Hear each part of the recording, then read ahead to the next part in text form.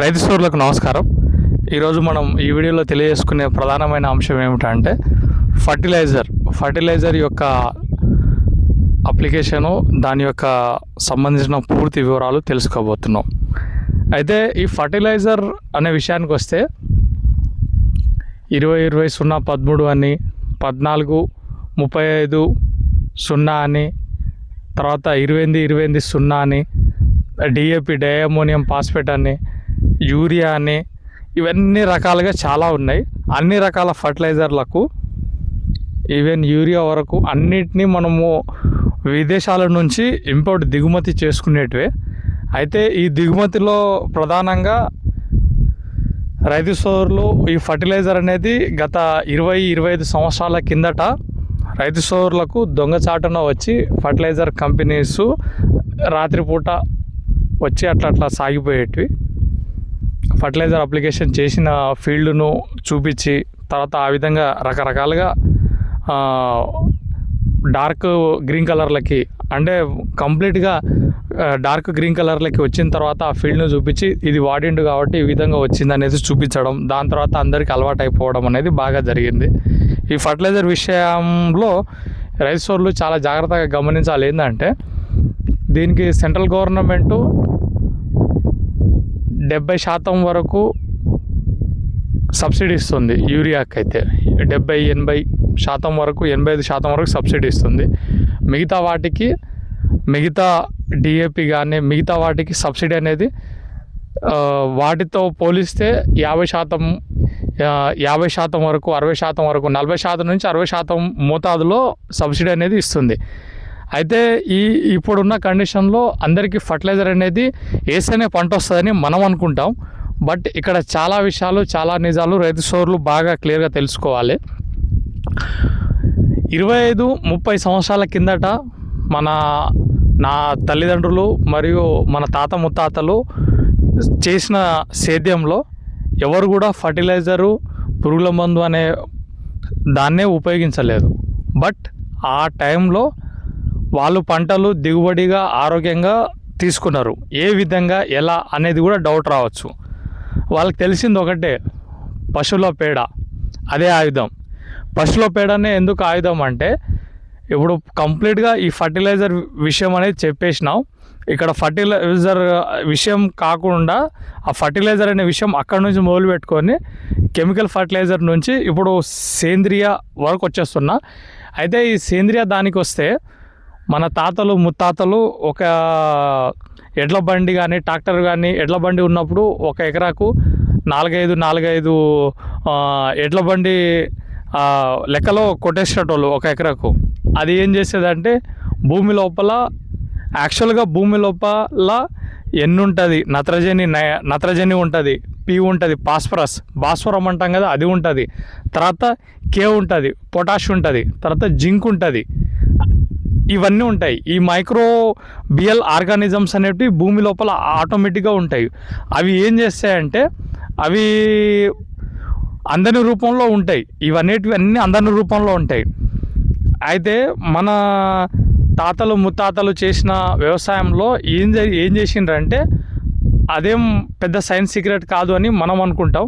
But అక్కడ చేసిన secret ఏమిటంటే కంప్లీట్గా వాళ్ళు ఆ సేంద్రియ పదార్థాన్ని వేసేయడము. సేంద్రియ పదార్థాన్ని వేసేస్తే ఏమవుతాయి, సేంద్రియ పదార్థం అనేది దాంట్లో మైక్రోబియల్ ఆర్గానిజమ్స్ ఉంటాయి. అవి ఏం చేస్తాయంటే కంప్లీట్గా ఇందాక చెప్పినటువంటి ఇవన్నీ అందని రూపంలో, మొక్కలకు అందని రూపంలో ఉంటాయన్నమాట. వాటిని అంద రూపం కిందకి చేంజ్ చేస్తాయి. అంటే మైక్రోబియల్ ఆర్గానిజమ్స్ ఇప్పుడు నత్రజని కరిగించే ఎరువులు, ఫాస్ఫరస్ని కరిగించే ఎరువులు, పొటాష్ని కరిగించే ఎరువులు, జింకుని కరిగించే ఎరువులు, ఇవన్నీ ఇప్పుడు వస్తున్నాయి. ఇటువంటి వాటి గురించి, ఇటువంటి పౌడర్లు, ఇటువంటి వాటి గురించి రైతు సోదరులు అప్డేట్ చేసుకోవాలి. ఎందుకంటే సబ్సిడీ అనేది ఎక్కువ మోతాదులో నుంచి ఇబ్బంది అవుతుందని, ఇంపోర్ట్ చేసుకోవడానికి దాని యొక్క రవాణా ఖర్చు అనేది ఇబ్బంది అవుతుంది అనేది కేంద్ర ప్రభుత్వం ఏం చేస్తుందంటే ఈ విధంగా ఫర్టిలైజర్ కెమికల్ ఓరియంటెడ్గా పండించినటువంటి వాటితోటి క్యాన్సర్, ఇప్పుడు పంజాబ్ రాష్ట్రంలోకి వెళ్తే 90% జనాలు అక్కడ క్యాన్సర్తోనే చనిపోతున్నారు. అక్కడ ప్రధానంగా క్యాన్సర్ రావడానికి కారణం ఏంటంటే ఈ ఫర్టిలైజర్, ఈ పెస్టిసైడ్సే. మన తాత ముత్తాతలు చేసిన దానికి వాళ్ళు చేసిన సేద్యానికి ఏంటంటే ఆ సేంద్రియ పదార్థాన్ని భూమిలోకి చల్లేస్తే అదేం చేస్తాయంటే ఈ కరిగించే ఎరువులాగా మారుతుంది. ఈ నత్రజని, ఫాస్ఫరస్, పొటాషు, జింకు వీటిని కరిగించే ఎరువులాగా మారడము. తర్వాత వానపాములు ఉంటాయి కదా, ఈ వానపాములు ఎర్రలు గిర్రలు అని ఇంకా రకరకాల ప్రాంతాలలో రకరకాలగా పలుకుతారు. అయితే వీటినన్నిటినీ అంతరించిపోవడం వల్ల భూమి లోపల ఈ రకంగా సమస్యలు వస్తున్నాయి.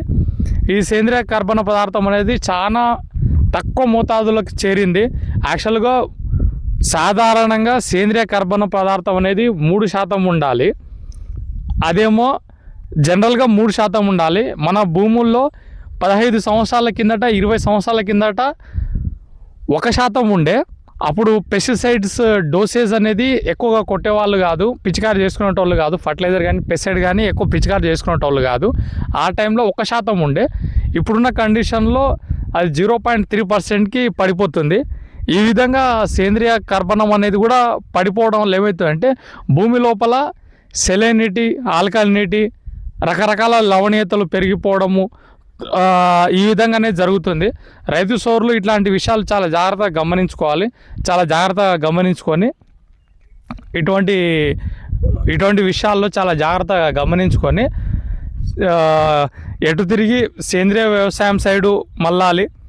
ఇప్పుడున్న కండిషన్లో ఈ ఫర్టిలైజర్లు అనేది వాడకం వల్ల భూమి లోపల సగం కాలుష్యము, తర్వాత చెట్లకు సగం కాలుష్యము, తర్వాత వాతావరణంకి వెళ్ళిపోతుంది.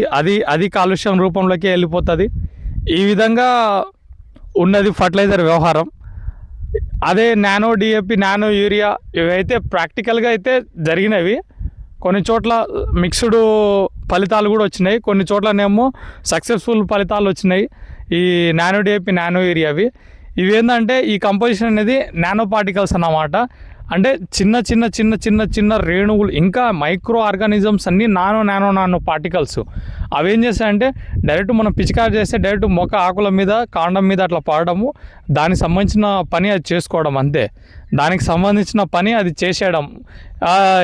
దీనికి ఇక్కడ 80-90% మనం పిచికారి చేసింది అంతవరకు ఉపయోగపడుతుంది. మిగిలిన వాటిలో అంతవరకు ఉపయోగపడదు. ఇట్లాంటివి అనేది ఖచ్చితంగా ఉన్నాయి. రైతు సోదరులు చాలా జాగ్రత్తగా ఆలోచన చేసి ఈ సేంద్రియ ఎరువులనే వాటిని మళ్ళా సుభాష్ పాలేకర్ గారి పద్ధతులు కానీ మన తాత ముత్తాతలు సుభాష్ పాలేకర్ పద్ధతులు అంటే ఎడ్యుకేషన్ పరంగా సిస్టమేటిక్ వేలో ఉంటుంది. ఒకవేళ అట్లా చేస్తే ఇంకా ఓకే. ఒకవేళ ఆ విధంగా లేదు, మన తాత ముత్తాతలు చేసినట్లే చేసుకోవాలి అనే లెక్కల ఆలోచన చేస్తే ఆ విధంగానైనా ఓకే. అటువంటి సేద్యం సైడు మళ్ళాలనే నేను నా నుంచి కోరుకునేది. ఇంకోటి ఏంటంటే ఈ ఎరువులు కూడా మార్కెట్లో నత్రజని, ఫాస్ఫరస్, పొటాషు, జింకు వీటిని కరిగించే ఎరువులు అయితే ఉన్నాయి. నత్రజని కరిగించడానికి అజిటోబాక్టర్, అజోస్పెరిల్లము, ఇటువంటివి ఉన్నాయి.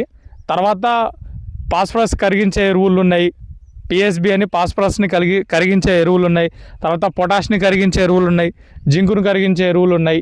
వీటిని జర తక్కువ మోతాదులో, అంటే ఎక్కువ మోతాదులో వాడాలని కాదు, 1 ఎకరాకు 1 ప్యాకెట్ 2 ప్యాకెట్ల ఆ మోతాదులో వాడుకుంటే భూమి లోపల ఈ ఏవైతే లోపల ఉన్న మైక్రోబియల్ ఆర్గాన్స్ ఏవైతే ఉన్నాయో వాటికి అందని రూపంలో ఏవైతే ఉన్నాయో వాటిని అంది రూపంకి మార్చేస్తాయి ఈ బ్యాక్టీరియా అనేది. రైతు సోదరులు ఇటువంటి వాటి గురించి చాలా జాగ్రత్తగా ఆలోచన చేసుకోవాలి.